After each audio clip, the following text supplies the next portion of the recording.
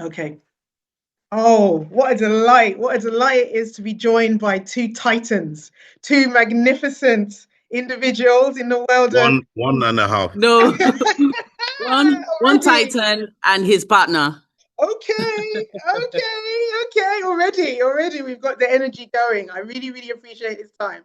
My name is Ronke Lawal. I'm here on behalf of Aphrodisiac Theatre News, which is an online publication founded by Sophia Jackson, and it celebrates African and Caribbean theatre and the arts in the UK for the African and Caribbean diaspora, but for all to enjoy. And it's a real honour and a pleasure to have a conversation like this with the both of you today, because it shows and signifies the power of African storytelling, specifically Nigerian storytelling, and how we can merge the two when it comes to diasporan voices. And, you know, Shakespeare. I learned Shakespeare at secondary school. So I had my world outside was very British and English. And then at home, I was raised on Nollywood. So I'm very, very excited to be able to have this kind of, you know, this reawakening of my Shakespearean childhood and education. And I'm speaking to two phenomenal talents. I'm going to try my best. The last time I met Kehinde, I was fangirling a bit too much. So I'm going to try to stay cool. I'm going to try and behave like I speak to you all the time. And we're people. Sure. No, there's no need to, because, you know, everybody fangirls and fanboys. Cool. You know, we're all the time. We're friends. So we're going to talk about a phenomenal new production, which has been produced by Crucible Theatres, and I wanted to talk about Crown of Blood today. It's a powerful story, a retelling of Macbeth, the classic, right? Utopia Theatres and the Crucible have pulled this together, and they're bringing it to a whole new audience. And the beauty of it is it's all going to be performed in Yoruba. I'm correct, right? It's not going to be any... No. It's set in 19th century or your empire, but we will be speaking English. Oh. Yeah. I was really excited. I was thinking it's going to be fully, completely... No, because we want... excited and compelled by the story. I was thinking, surely. Yeah, but we want it to travel. And one of the most prevalent languages in the world is English. So it's best, you know, so they can understand the story that we're telling. And yeah, that's it. You've not disappointed me insofar as, although I knew that, I think my brain connected the dots and thought, no, surely it has to be all in Yoruba. Let's take it up into another level. So I appreciate that. Well, you know, I'm trying not to be too disappointed, but I appreciate it. The play follows you, and I want to actually give you the space to introduce your characters. So if you don't mind introducing yourselves and your characters, so I don't give too much away. Do you want to go first? Oh, so my character is Oyebisi. My name is Kehinde Bankole, and Oyebisi is his partner in everything, except a few things that they will find out when they see the show. You see, this is where it gets it's difficult when you want to introduce not only the character, the actress, and the show, how much information to give away to draw the audience in, but not give too much away. But yeah, I think that's a lovely introduction. So that's a good start. Deyemi, please introduce yourself and the character. My name is Deyemi Okanlawon. I am an actor, producer. And I'm playing Aderemi Ajanoku, the Ààrẹ Ọ̀nà Kakanfò Balogun of the Oyo Empire. Wow. So let's get into it. And I've got some hopefully they're fantastic questions. Hopefully they're not too challenging. But I want to challenge our comfort zone here. And I guess I'll ease you in. I'll ease you in with a quote. Of what use is a good man without ambition? That is the heartbeat of Crown of Blood. And I want to get an understanding of how each of you interpreted that line. Okay, so when I first read the script and I saw that line, I found it really curious. And it sort of haunted me, you know, even as I read through till the end of the the play, the script. I don't think Aderemi is evil at the start. He's not. He's just this effective, respected, and celebrated soldier. You know, ambition for him is really about duty at the beginning of the story. I think the challenge was recognizing how virtue can so easily be weaponized. Yes, yes, weaponized. And, you know, I think at some point, his ambition led him to a point where he stopped asking why. He stopped asking why. He started demanding why not. He's like, why not? Like, as opposed to why should I be here? It's why shouldn't I be here? I'm entitled to this. And, you know, I guess as I read, I saw some things about society, about people generally, about men in society, yes. And it just made me question a few of my own beliefs about success and legacy, you know, because you ask yourself, when does success or striving become entitlement? And when does purpose just become like empty appetite, just wanting to consume all the time? Okay, got some goosebumps going there. Thank you for that. That was a really powerful message. Kehinde, what was your perspective? How did you interpret that line when you were bringing your character to life on stage as you've been rehearsing? So for Oyebisi, her own drive towards her ambition is survival, which determines her position when it comes to loyalty. It determines her position when it comes to, generally, as he was talking about, having a certain appetite for success. Everybody has a different motive behind your appetite.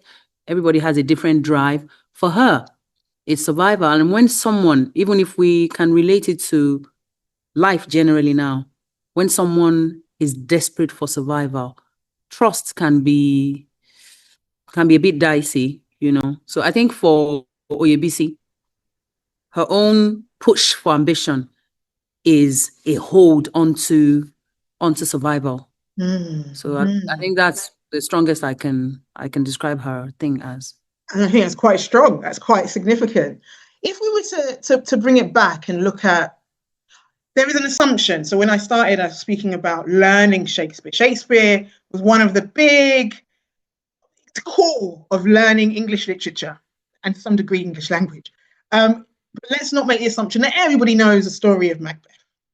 So if we were to describe this story in one sentence, I'll give you maybe two, how can we put it together for anybody who's new to this story? Particularly now that we're reimagining it in a new world for some of those who are not familiar with Yorubaland. A tragic story where ambition promises freedom but delivers a prison. Woo. Right, wow, I love it. Yeah. Even me. It's like we're in the same room. That's a mic drop. We're warming up. That's it. No notes. 10 out of 10. This is where they make me feel bad for not studying theater arts. I studied engineering, and now I just feel like I don't know anything. No, he's very good at being humble, at presenting extraordinary excellence, just like something simple. So add that to his CV. I give her my lunch sometimes, so she. I was about to say, I was like, how much should you give her? No, but honestly, Deyemi is intelligence might be cheating him if I use that word. If I say he's intelligent, I need to look honestly. Shakespeare, speaking, Crown of Blood. We'll stick to that. But he don't mind him. Whatever he's putting forward, now you're gonna make us do this back and forth thing, and I have to say, like the hype. I get goosebumps watching Kehinde perform on set.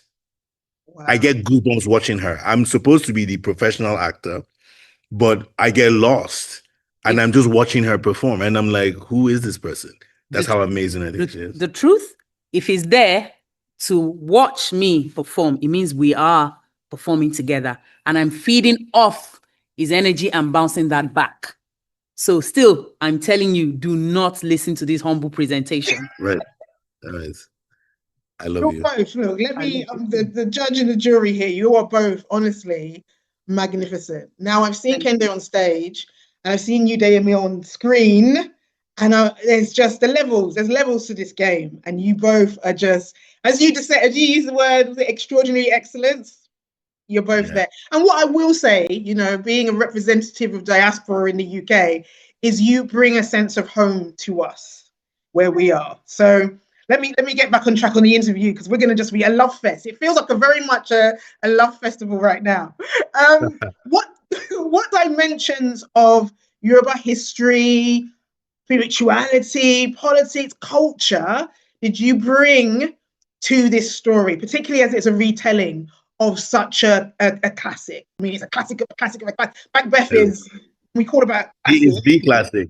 you know. But what dimensions did you bring to this story for a new age audience to understand, and also for people who, you know, for those of us who are of the Yoruba ethnic group and who have some understanding, how do you make sure you respect and honor that? So I guess that's two questions in one, in a way. I would say, first of all, I'm a very traditional Yoruba man with a modern perspective on life. And so I'm very self-aware, you know, and I'm aware of what the world, what society looks like today. However, I'm also a student of history, and Yoruba history is one of the most exciting I've ever come across. Unfortunately, you know, because of our past and the whole, I would call it what it is, colonization, we seem to have lost a lot of that history. What I would say is that Yoruba cosmology, you know, collapses this distance between the spiritual and the political. Power it's not abstract. It's ancestral. It's ritualized. It's accountable to forces beyond human. You know, we have our ancestors, the gods, the orishas. We have Olodumare, and this isn't religion as much as it is a way of life. Mm-hmm. So every decision that we make comes from these deep rooted values that we hold. I think that you know, the story becomes less about, you know, which is because, you know, Africans, we feel like we're all supernatural, right? So we don't need any extra special witches or anything. And it becomes more about what happens when you ignore the warnings, you know, that are embedded in our culture, in our history, and in the rituals that makes us who we are, Yoruba people. Gosh, the both of you both have, and I think it comes from your, not only your acting training, your training, your art, your gifts, your innate gifts, but you both have such a beautiful way with words, and you both have such a compelling way of speaking truth, to not only your characters, but to the stories that you're telling on stage. And I think that's such a poignant way of kind of looking at not only your gifts and your talent, but let's look at, I just wanted us to touch on, again, going back to, you know, Shakespeare, and there's this whole idea of Shakespearean English and English being that language. And I guess that's what my brain was like automatically thinking, surely we can flip it. But how do you make sure there's a balance between interspersing and incorporating Shakespearean language, the poetic, you know, the poetic nature of it, with the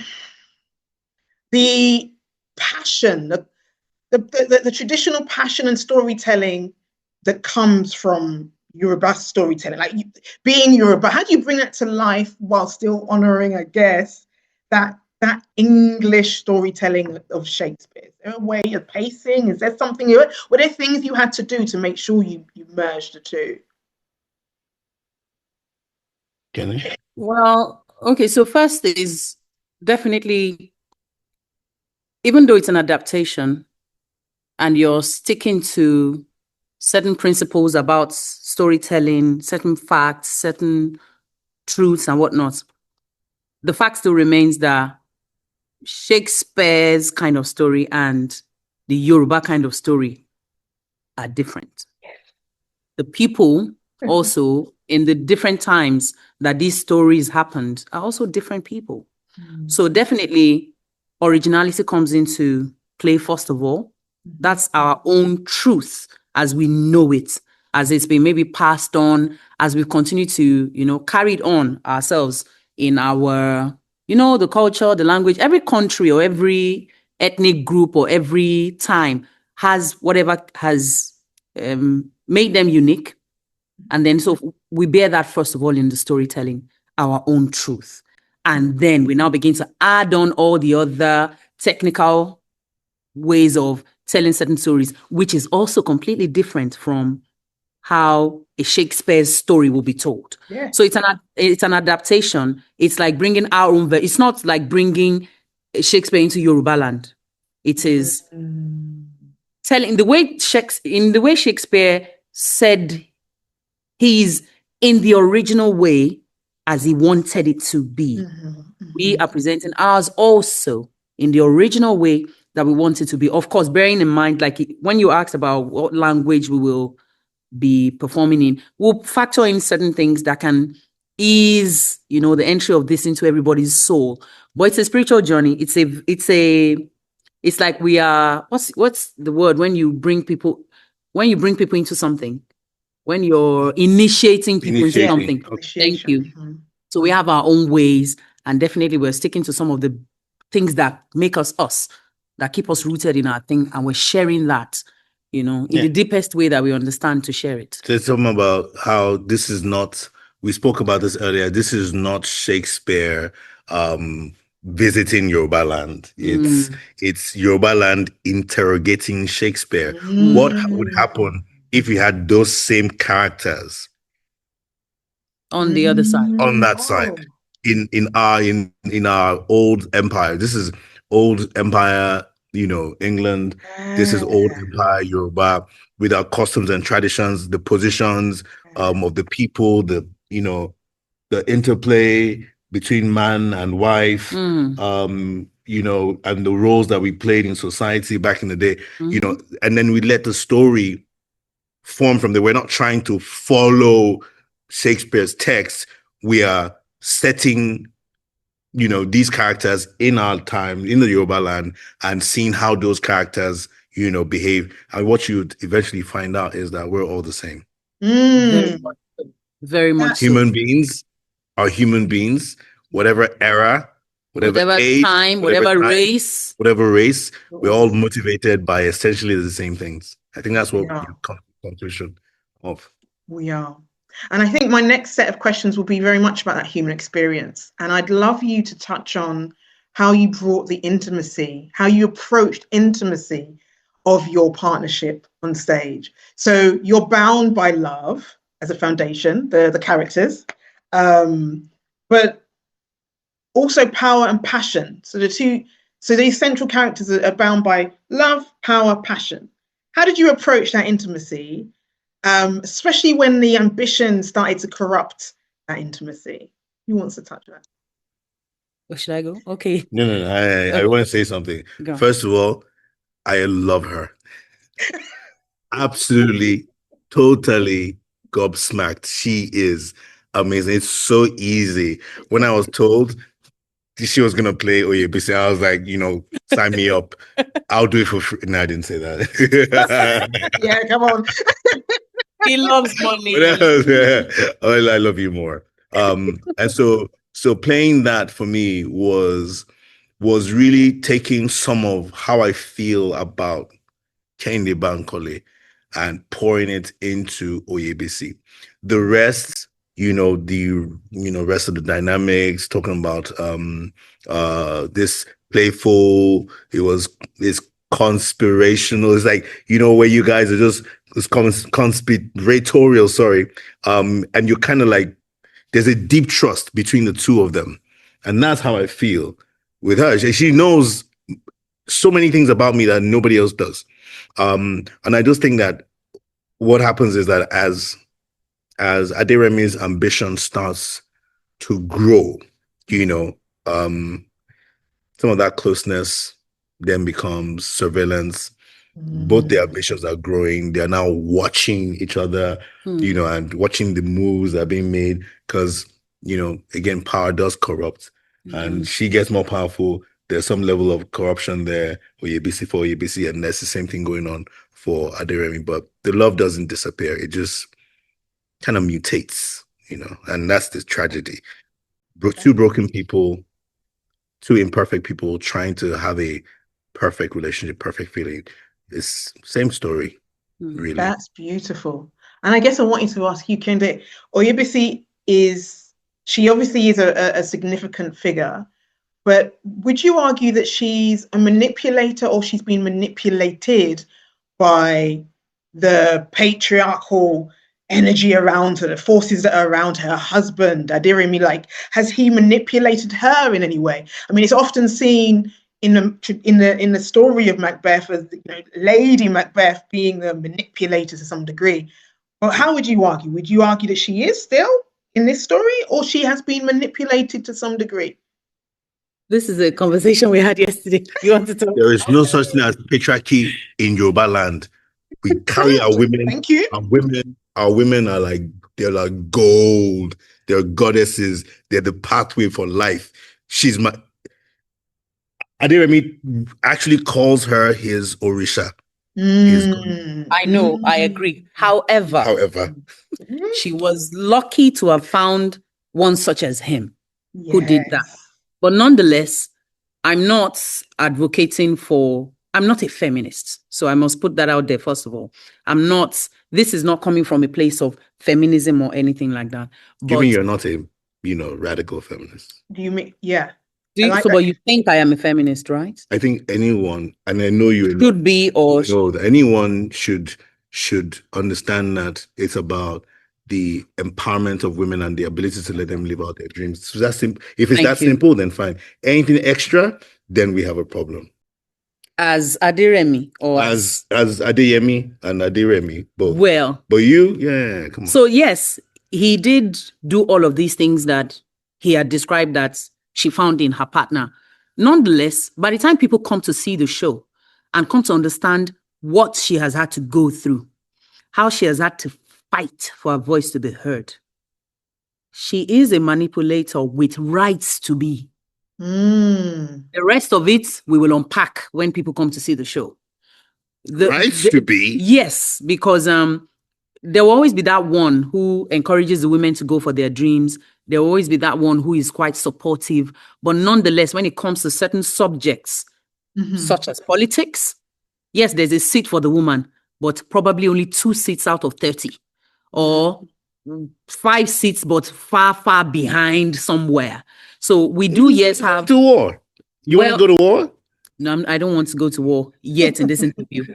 But I would say that I would not 100% say that she is a manipulator. She is, like I said, with rights. We will unpack all of that. She has a right to be manipulative. Yes. So, but because because bit of contention earlier on, you had asked about love. So I think that love, the question of that intimacy, comes to play a certain role in this new question you've asked. So, well, we will see how much love can conquer when it comes to, and in those days, those era, as much as we were saying that men carried women in a certain way, there were still, as a woman, only a woman would know what rights she still feels should still be extended to her, but that isn't extended to her. Yeah, I understand that. Yeah. Yeah, good. Aderemi, he is a hero to all intents and purposes at the beginning of the story. But obviously there's a dismantling of, you know, he has a psychological descent. How did you make sure that the audience could still connect with his journey without necessarily hating him by the end of the story? How did you bring that to life for your humanity, for your performance, for your energy?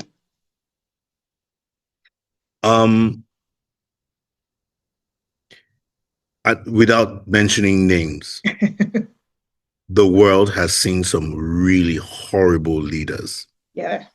The world currently has some really horrible leaders. But I bet you there are people in the lives of these horrible leaders who love them totally and think the world of them. Right? Because at the end of the day, they are human beings. Aderemi is not a villain. He's human, easily enticed when they allow themselves to be. Power was intoxicating, and I'm sure as a soldier, he felt that he had the strength of character to wield power, you know, in a very moral way, so to speak. He felt that he was fulfilling, you know, his part in society. It was his destiny. So he wasn't a bad person. For me, I empathize with Aderemi. He's a soldier who knows what he's been through, the horrors he's been through.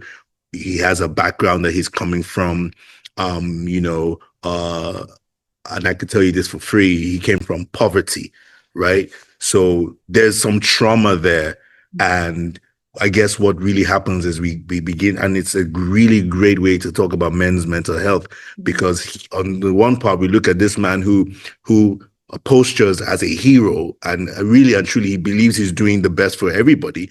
But then again, he just gets to a point where the lines are crossed, and he snaps. So I think because I empathize with the character, and I believe in what he believes in. I really do believe in what he believes in. I think that people would see that separate from the story. They will see the person separate from the story. Again, as I said, some really horrible leaders, but if you'll find some people somewhere who have a great story to tell about them. If you're able to separate the person from the story, or what you think about the person from what is really going on inside them, you might find that people would empathize with just about anybody, really. It's a challenge. It very much depends on how you present that character. Yes. But I understand. Yeah, I absolutely understand, and I get that. The production itself emerges, and you've touched on this. You've actually, this is a great segue into my next question. It emerges at a time when, you know, theatre and the arts, and actually even individuals like yourself, but let me not get too far in, are expected to respond to social and political realities, right? In some way, shape or form, there has to be some kind of acknowledgement, or I won't say commentary, but acknowledgement of what is happening in the reality of our times. And so from your perspectives, do you see your work as purely storytelling, so the service of storytelling, or would you argue that it is actually, in fact, an act of intervention, social intervention, cultural intervention, in a way that will leave the audience going home, thinking they ought to do something, think about something, say something? So Kehinde, would you like to just respond to that in terms of where you see your role fits in the reality of our socio-political times, and where it all sits for you? Well, I think my role will help each person to put a mirror up, to know that we are the leadership. The followers are quite the ones that would determine where all of this is going. He mentioned earlier that when you asked him if it's going to be a love or hate relationship for the audience and Aderemi, and he was saying there will always be people that will empathize with his, if there's any cruelty, there will still be some people that will say, well, I agree. I think that applies also to what my character will bring forward. I'm going to be showing people what could be if we decide to influence the society in this way. On the other hand, what other result we could have if we decide to influence the society in another way. So essentially, we're the ones with the power to either accept certain things that are not really going to, in the long run, that will come back to still affect everyone? Or because we have our own personal, like you said, maybe, now there's everybody has maybe some political party or the other they belong to. And you can see that there are policies that are being brought into decision making that is not good for humanity. Let's first of all leave partisan behavior or whatever. Humanity. Will this thing in the long run be good for all of us? It's no. But because you belong to a certain social class or you belong to a political party, you rally around that thing, that bill gets passed, and over the years, it comes right back to maybe your grandchild, so maybe even your immediate daughter. You might even still be around when it comes. So we're beginning to see now, things are quite accelerating now. We're not in the time when a decision they make in the society will affect us 100 years later. No, things are speeding up. The rate at which things are speeding up now. So we can clearly see the results of our participation. We are the judge, we're the jury, we are choosing our destiny. So I think my character would just quite tell people to hold up a mirror and ask themselves, what am I contributing to the society? What am I doing? And so all we're doing is telling the truth. And the great thing about the truth is a great raw material for change. Anyone can take that truth and go and interrogate it, go and, use it for themselves, and really, really helps us to question ourselves. You want to ask why. A great story is one that makes you curious. Makes you curious and makes you question things. And I think that's what we have. That's what we should. Blood. Yeah. That's what we have with Crown of Blood. Thank you. So before I let you go, I wanted just to touch on how meaningful it is to have you both appear on stage in the United Kingdom. I'm a minority in the UK, so seeing representation on whether it's screen or stage is significant, not only for myself, but for younger generations. And I want each of you just to share why, from your perspectives, from your heart, from your mind, from your soul, why it matters that as a diaspora, we continue to tell each other's stories and you continue to show up and tell stories like this on stage, particularly, again, in an environment where there's always conversations about reductions in budget and cuts, and there's always a reminder that we are a minority in the UK, right? And so having you show up is so powerful for us here, but remembering that actually we are you and you are us. So diaspora, even though we're planted here, we see you because you are part of us. So I just want you to share from your own, however that, where you want to say to a message to the diaspora in the UK or wherever, whoever's watching this, why it matters to show up on the stage and why it matters that stories like this have to continue to be told across the world and across the diaspora. So I'm going to let Kehinde. Yeah, you're going to go first. But I would like to say that we should first of all acknowledge the fact that Utopia Theatre and the creative director and director of Crown of Blood, Mojisola Kareem, is responsible for putting this together and for bringing us together on this play. So, shout out to Mojisola Kareem. She is a phenomenal director. I can't wait for the world to see what she has cooked with this and, all the ingredients, bringing this amazingness, to the stage, and having me there to just watch. I think it's just quite vital that we keep doing this and that we keep coming to tell these stories, for not just for our people in the diaspora, but even for those back home who probably are wondering, how are my people faring out there? Are they learning about the culture? Is the culture lost? Is it gone? When they come back home, would they remember things? Who are they? As much as you're curious about what is being done back home, the people at home are also curious about how our people in diaspora are faring. What do they know about us? Is there misinformation? Especially now that migration is a big topic in the world. Why are people moving about so much? Now, these people that are moving about, when they do get to this new environment, what form are they taking? Who are they? How can we help them? How can we let them know what we're doing? Is anybody willing to come back home? If they want to come back home, what are they coming to meet? Can we show them a bit of this and that? So, I mean, it's really quite important. So none of us were on either side of the world or where we are, the line, we're not isolated. We know what you're going through, you know what we're going through. And, we need to keep passing that education and that information like that. And also, things are changing. We're really trying to hold on to, we love westernization, of course, but as much as we are getting, the dirt roads are getting tarred, the red muds are turning into black tar, we still want to hold on to certain aspects of our self, our culture. We are, certain parts of those things we're trying to hold on to is synonymous to a lot about us. So we don't want to let go. And as we're not letting go, we need to let those out there know these things are still holding, these are still the values, these are still what we're doing, and we need to continue that exchange like that. And I think those are one of the reasons it's important. For me, I think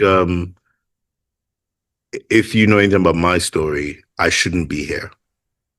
And it's largely there's a thing where we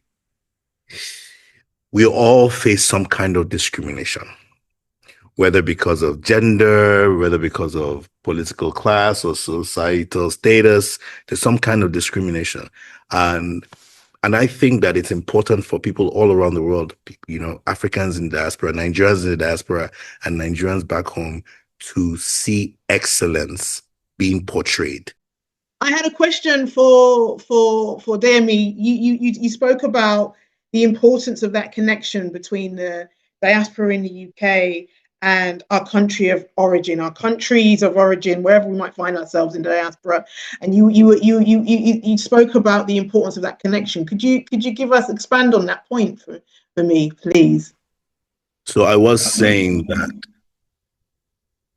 it's important for us as a people to show excellence to our people so that they're encouraged, excellence to the world so that there's a different story that is being told about us. Nigerians are some of the most talented and flamboyant people in the world. Yes. And the Western media has said so many things about us for so many years, most of it negative. But this generation of young people are being very intentional about the stories that are being told about us now, whether in the space of movies, music, fashion, food, everything. And so again, it's important for us to be here. I'm honored to be here doing this because I do believe that not only do our stories need to be told, we have to show that we're an excellent people. And this production at this level is just the perfect way to get that done. Okay, so one word to describe how you want audiences to feel after the production. So from each of you, one word, how you want audiences to feel. Fired up. Ooh, okay. And you? One word. Fired up. Fired up. Well, you being pedant. That's the engineering specific. You have to be specific. Okay, one expression. Okay, I'll change that. It's okay. Honestly. Inspired. I didn't just want to sound cliche, but inspired, to be inspired to go forth into the world and be the change and be the everything, be the excitement, be the excellence, be the inspired actually. So it's still the same as being fired up, but Yeah. We'll tune them up. We'll tune them up a bit. Deyemi, what's your word or expression? I'll let you say a word or an expression or a sentence. Introspective. Okay. Yeah. Okay, already like that word. Immediately when you say the word introspective, we all become introspective. So right before they bust out in the standing ovation. Mm. Everybody's like, ooh. And then you see the headlines, oh, Deyemi and Kehinde dazzle, British Air headlines, or not those, no be blogs. That'll be great. Well, That'll thank be you great. so much. It's been a real joy and a pleasure to be in the company of the both of you. I wish you all the best for this production. I'm really excited and I can't wait to hear the response. I'm sure it's going to be phenomenal. Thank you. It was lovely speaking to you again. Thank And you. Happy New Year. Happy New Year, both. Okay, take care. Bye-bye. Bye. Ó dàbọ̀. Ó dàbọ̀. Bye. Bye-bye. Bye, Debbie. Bye.